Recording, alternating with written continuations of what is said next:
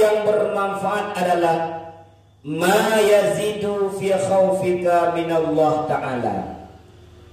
Ilmu yang bermanfaat, ilmu yang dengan ilmu tersebut gunanya makin ya kepada Allah Subhanahu wa ta'ala.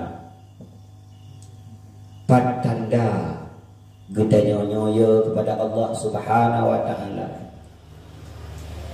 Tanda seseorang bahwa ia takut kepada Allah adalah dengan senantiasa mendekati Allah.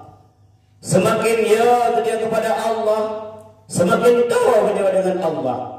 Semakin ya dia kepada Allah, maka semakin takubah putra yang Allah larang, putra yang jid dosa, putra yang bertentangan dengan syariat, putra yang jid menzalimi diri sendiri, maka kita yang akan takubah.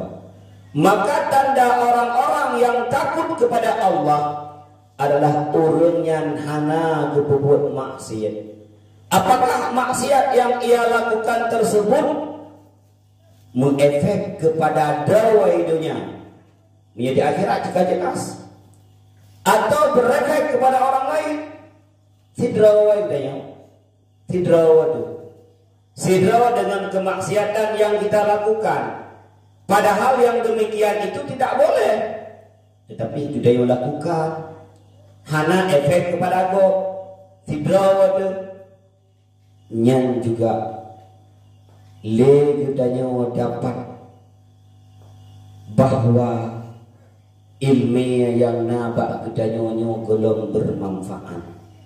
Kalau gudanya golong ya kepada Allah Subhanahu wa ta'ala, semakin banyak ilmu yang kita miliki, semakin tinggi ilmu yang kita peroleh, gudanya kan makin ya kepada Allah.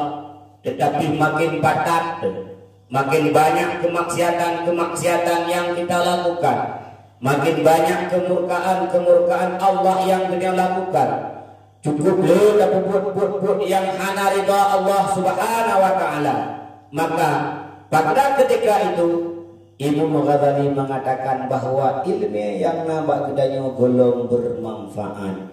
Ma yazidu fi khaufika minallah, menyegedanya makin uro makin ya kepada Allah, makin uro makin mendekati diri kepada Allah, makin uro makin takubah kemaksiatan yang dia lakukan, maka gudanya tergolong orang yang telah mendapatkan ilmu yang bermanfaat.